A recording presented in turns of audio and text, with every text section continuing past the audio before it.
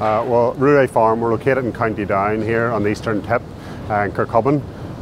Currently milking just over 500 cows with around 400 followers, young stock for replacements.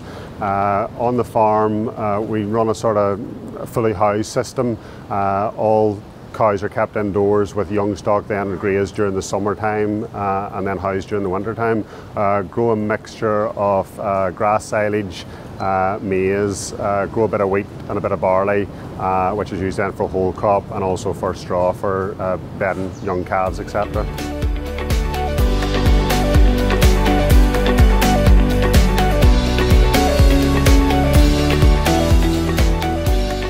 I suppose over the past few years we've put more of a focus on having an efficient cow that can eat and utilise its feed and produce high volumes of milk.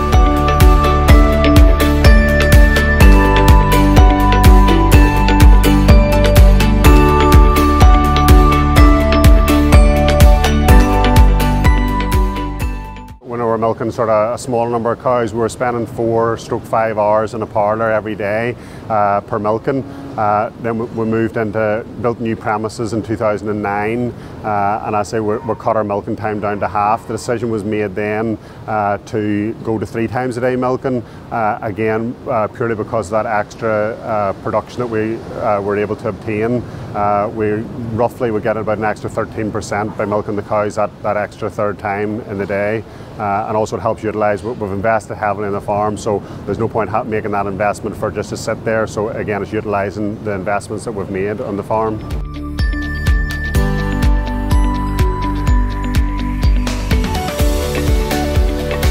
I suppose one of the big changes we noticed when we moved into the unit was the amount of extra water we're actually using. Roughly around 6,000 gallons per day is being used for washing down, etc. We needed to look at a way of trying to save rather than buying that water. One of the things we invested in was rainwater harvesting, so whatever falls on the roofs here is all collected, stored and then used for washing down afterwards. So it's made a massive saving for us that rather than having to purchase that water, we can just harvest it and reuse it again, which is helping the environment as well.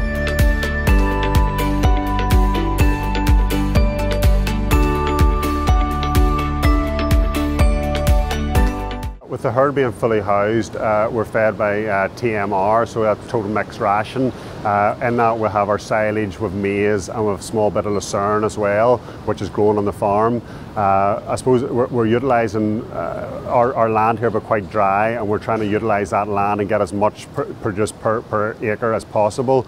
We go for a 4-cut system, so we're going for nice high quality feed.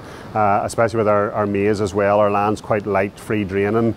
We can grow maize just purely on organic manure with no artificial. So again, with the cows being housed, we're collecting that manure and we're using it, then incorporating that into the soil to build up good organic matter to grow our maize. Silage, again as well, protein has got very expensive, so we looked at alternative forages as well, and that's where lucerne kicks in. It's very high protein, a bit of fibre, and that's fed into the cow diet, so we've been able to reduce the amount of bought-in purchased protein that we're using on the farm. Probably with having the herd fully housed, yeah, we are maybe accumulating a bit more slurry than your average herd, but at the same time we're using that slurry and we're targeting it to crops, etc. And we're looking at our timings as well, that we're getting the most out of that nutrients in the slurry. So as it is, we're getting good benefits from that slurry. Over probably about the past 20 years, we have been continually soil sampling areas at the farm, especially places that we maybe want to reseed or we're planting new crops in. We want to know what is actually happening in the soil, what is the levels of organic matter in that soil. So they're soil sampled. We're then using that, correlate that with our fertiliser programme to see what the nutrients actually are required. So we're feeding the crop specifically what it needs. We also then are very meticulous about putting on our slurry using a trailing shoe. It's getting it down to the soil rather than spreading it on top of the plant. we're targeting the fertiliser to specific crops, and I say one of the ways we're doing that, and again it's trying to utilise that fertiliser, is all fertiliser spread through GPS. It's a variable rate spreader, so it'll adjust the rate according to the conditions or the spread pattern, etc. And we've actually noticed a good saving in the amount of fertiliser usage has been reduced now since going down the GPS route. All slurry is stored in below ground tanks, and then we have a bubbling system that it aerates the slurry every night on our reduced tariff electricity. One of our key areas that we've focused on probably the past couple of years is with our electricity usage is our lighting system. Our lights are in timers, so they're adjusted then according to daylight hours, etc.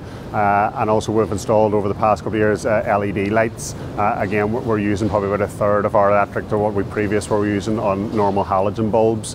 So I say we've noticed a great reduction in electricity with them.